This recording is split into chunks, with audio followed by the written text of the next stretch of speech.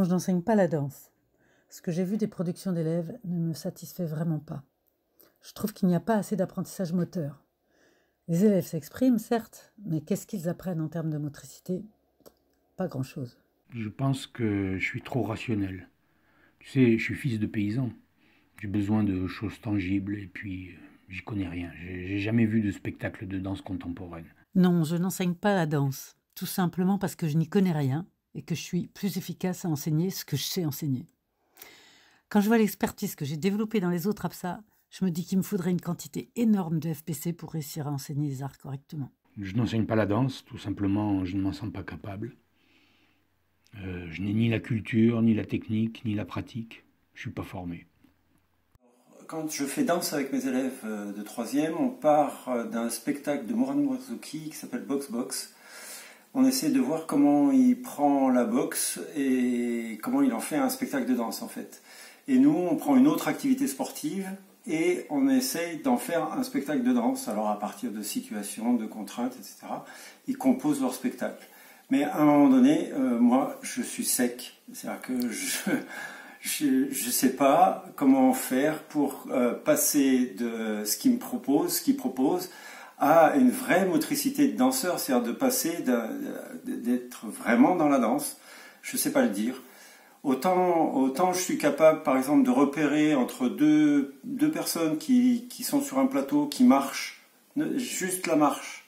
Je suis capable de dire, lui c'est un danseur, lui non. Et pourquoi? J'en sais rien, je ne sais pas. Dans mon collège, la danse et les arts du cirque sont programmés en 6e et en 3e. Donc je fais pratiquer la danse à mes élèves. Mais de là à dire si j'enseigne la danse, je ne sais pas le dire. Je ne me sens pas compétent pour pouvoir dire ce que je leur fais apprendre, même si je peux dire que j'ai quelques satisfactions. Enseigner au 3e ne me paraît pas plus compliqué qu'au 6e. L'approche est un peu différente. Après, enseigner, qu'est-ce qu'ils ont appris, même s'ils font un spectacle à la fin, même s'ils présentent leur production, leur création, je ne sais pas dire moi ce qu'ils apprennent, ce que je leur ai appris pendant ce cycle-là. Dans mon collège, on s'est lancé dans les activités artistiques suite à un stage de hip-hop de 4 jours. Ça nous rassurait parce que pour nous, il y avait un bagage technique et donc c'était plus facile. Donc on amène un bagage gestuel aux élèves et à partir de ce bagage, ils vont créer une chorégraphie. Pour la danse, c'est un petit peu plus récent. On a également démarré la danse suite à une formation de secteur d'une journée dans laquelle on nous a amené à un cycle clé en main. Et donc c'est comme ça qu'on a démarré. Et là, on ne part pas d'une gestuelle, on part d'un thème dans lequel les élèves amènent leurs propres gestes qu'on fait évoluer en donnant des consignes sur l'énergie, sur l'espace. Et donc, avec le recul, on se dit qu'on est plus dans une activité artistique en danse qu'en hip-hop. Pour ce qui est du thème, de l'intention, je propose souvent de choisir entre plusieurs propositions. Ça peut être des photos, des tableaux, des iconographies, des poèmes, des textes étudiés en français ou dans d'autres disciplines. En 6e, je propose des mots simples. C'est plus facile. Et puis, en général, je propose 4 ou 5 thèmes et puis les élèves choisissent. Pour ma démarche d'enseignement, je pars de ce que les élèves font. Ensuite, on essaye de voir comment rendre ces mouvements plus extraordinaires. Et c'est là que j'utilise les paramètres du mouvement. Ce qui est difficile dans mes interventions, c'est de savoir à quel moment intervenir et à quel moment les laisser et quand les laisser chercher. Donc savoir quel contenu apporter et puis à quel moment. Pour les débutants, c'est difficile de passer du mime à l'évocation. Pour les terminales qui sont plus matures, c'est beaucoup plus facile. En danse, j'enseigne le mouvement, l'émotion que va donner les mouvements et puis essayer de les rendre de plus en plus évocateurs et plus extraordinaires. Ensuite, en fonction du niveau, je vais être de plus en plus exigeant. J'ai enseigné la danse en 6e pendant une dizaine d'années grâce à des stages FPC que j'avais suivis. Mais arrivé en lycée, il a fallu que je réapprenne à me former. Je suis allée donc dans les cours de danse d'une collègue de PS pendant 1 an, afin de progresser dans ma pratique. Et du coup, ça m'a appris à faire évoluer les situations pour pouvoir transformer la motricité des élèves. Je pense que ça m'a permis de progresser dans les conseils que je peux donner aux élèves et aussi dans les contraintes que je leur donne. Et surtout, ça a transformé les pratiques parce que les élèves ne pensent plus à faire du beau, mais plutôt à faire du vrai. Donc je les mets tout de suite en situation d'improvisation pour justement articuler les différents éléments entre eux. Et c'est souvent à partir de ces improvisations qu'il y a des choses très intéressantes qui ressortent, qu'on va pouvoir exploiter. Ce que je trouve particulièrement intéressant en danse, et c'est pour ça que je m'engage dans ces cycles, c'est que on sait ce qu'on veut globalement en termes d'intention, etc. Mais on ne sait jamais ce que va proposer les élèves. Du coup, il y a toujours une surprise au final. Donc c'est toujours un moment d'émotion de les voir sur leur prestation finale.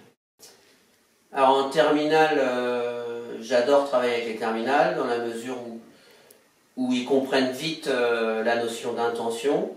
Donc de façon systématique, je leur demande, en tout cas au début de cycle, de présenter en fin de séance en jouant sur les 3 dimensions que je travaille initialement, donc le solo, le duo et les unissons. Donc je les inscris tout de suite dans cette démarche et je leur demande tout de suite de trouver un titre de présentation, donc pour essayer de faire une proposition autour d'une intention. J'enseigne la danse en 6e, le cirque en 4e. En danse, j'ai eu de la formation, ça ne m'empêche pas que ça me pose beaucoup de problèmes de préparation et de réflexion dans la mise en place du cycle. Du genre, ils sont allés plus vite que je croyais et je ne sais plus quoi faire. Ou encore, j'ai vu ça, c'était super, mais j'ai pas su quoi en faire. C'est un problème de bien exploiter les réponses des élèves. Ce qui me pose problème aussi, c'est l'évaluation. J'ai pas l'impression qu'ils apprennent grand chose et pourtant ils font des trucs super. Mais je sais pas toujours quoi en faire. J'essaye de partir d'un thème. Alors, j'ai fait le Mont-Saint-Michel, les migrants. J'ai essayé sans thème également, mais c'est pas du tout satisfaisant. En fait, avec un thème, tu as un peu plus rapidement de la matière sur laquelle tu peux t'appuyer. En tout cas, ce qui est bien en danse, c'est aussi les gamins qui se révèlent, qui sont parfois totalement effacés ailleurs, et en danse, ils brillent. Mais il y a aussi ceux qui rentrent pas du tout dedans, et là, je ne sais pas. C'est fini. J'enseigne la danse et les arts du cirque dans un petit collège de la Manche en Normandie. Ce sont des collègues de l'académie qui m'ont formé dans ces 2 activités au cours de stages de formation continue. Alors c'est vrai qu'en art du cirque, on a un petit peu plus de mal à atteindre la dimension artistique.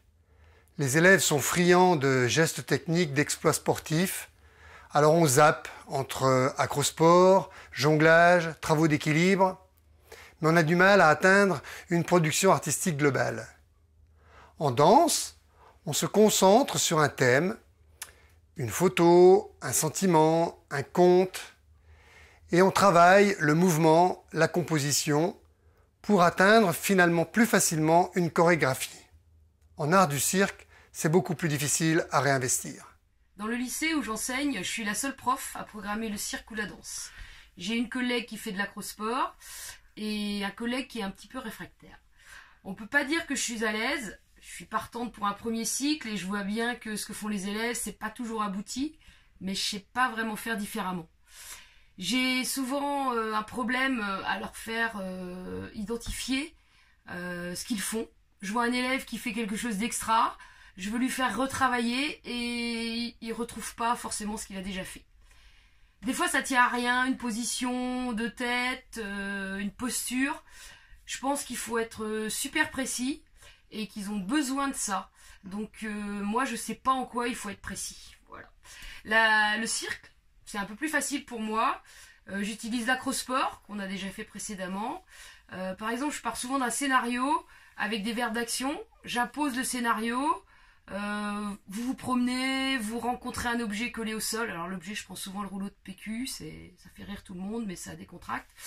Vous allez devoir vous rapprocher de cet objet, vous reculer, l'attraper, voilà, plein de verbes d'action. Ils cherchent au travail et à la fin, ils doivent réinvestir tout ce qu'ils ont fait avec ce thème, mais avec un thème à eux. Alors il y en a qui prennent des fois la voiture, il y en a qui prennent les super-héros, il y en a qui prennent les âges de la vie. En LP, le cirque me semble plus facile que la danse, parce que l'éventail des émotions est plus grand. La danse, pour eux, ça doit être beau, et peut-être que seulement beau, et alors que les exploits de cirque leur offrent plus de possibles. J'ai toujours enseigné la danse, parce que dans tous les établissements où je suis passé, la danse était programmée, essentiellement en 6e, et c'est d'ailleurs dans ce niveau de classe aujourd'hui que je l'enseigne. J'ai du mal à voir l'intérêt de faire de la danse sans qu'il y ait un sens, que les élèves reproduisent une phrase et la transforment. Pour moi, il faut qu'il y ait un propos, que les élèves nous évoquent quelque chose et qu'ils aient une idée à développer. Donc, n'étant pas spécialiste de l'activité, je vais utiliser un cadre assez strict pour moi et pour les élèves. Et donc, ça va se découper de la manière suivante. Il y aura un thème général, ça peut être l'eau, les marionnettes, la forêt. Et on va faire un brainstorming avec les élèves. De leurs idées vont émerger des tableaux, des chapitres, des parties, si on veut. Et chaque chapitre sera une séance. Par exemple, les marionnettes veulent fuir leur magnétiste. Et avec ce tableau, je vais y raccrocher des procédés de composition et des composantes du mouvement qui vont venir nourrir ce tableau. Par exemple, dans la fuite de la marionnette, on va avoir du tirer, pousser, chuter en 3 appuis, en 2 appuis, chuter lentement, chuter vite. Et à partir de ces contraintes, les élèves vont explorer des idées et enfin ils vont fixer leurs idées. Et cette partie-là va venir, cette séance-là, va venir nourrir la chorégraphie générale, le thème général, par exemple les marionnettes. Mais avant ça, il faut aussi changer leur représentation de la danse et donc leur faire comprendre que le corps est porteur de sens. Pour ça, je vais diviser la classe en 2 groupes, un groupe qui regarde, un groupe qui fait, et on va être juste sur des postures de marche. Marcher lentement, en traînant des pieds, en regardant par terre, marcher vite en se retournant très fréquemment. Et le groupe qui observe, je vais leur demander ce que ça leur évoque. L'idée, c'est de leur faire comprendre que le corps est porteur de sens et que c'est une façon, la danse, d'évoquer un propos. Malgré tout, je trouve que ça reste compliqué d'enseigner la danse parfois, pour 2 raisons. La première, c'est que les réponses que peuvent nous produire les élèves sont moins attendues parfois que dans les autres sports, dans les autres activités. Notamment, par exemple, si on prend un sport collectif, en basket, on connaît les conduites typiques. En danse, si les contraintes ne sont pas assez précises, ne sont pas assez définies, on peut avoir des comportements qui ne sont pas du tout ceux attendus.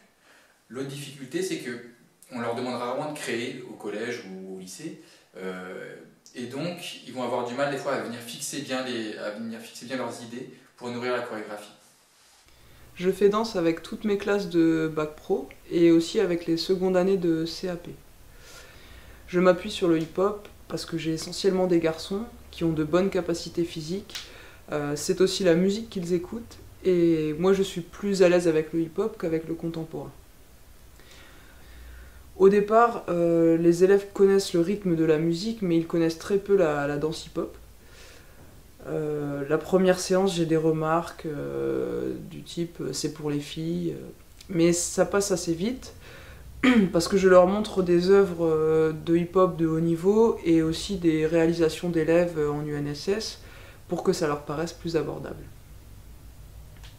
Ensuite, on apprend quelques techniques de breakdance et à chaque séance, ils font une production, même très courte. C'est important, c'est ce qui me permet d'avoir des résultats. Au début, ce n'est pas facile. Passer devant les autres est un véritable enjeu. Certes, ils aiment se filmer et se voir sur les réseaux sociaux, mais il faut créer un climat vraiment propice et une vraie égalité entre eux. Certains collègues pensent qu'avec les élèves de lycée professionnel, on peut se contenter qu'ils deviennent de bons mécanos. Moi non. La danse, ça permet de travailler sur les stéréotypes, de travailler sur l'estime de soi. Ils sont vraiment fiers de ce qu'ils font, même si à la fin, ils sont aussi contents que le cycle se termine, c'est contradictoire. Mais pourquoi? J'en sais rien, je ne sais pas.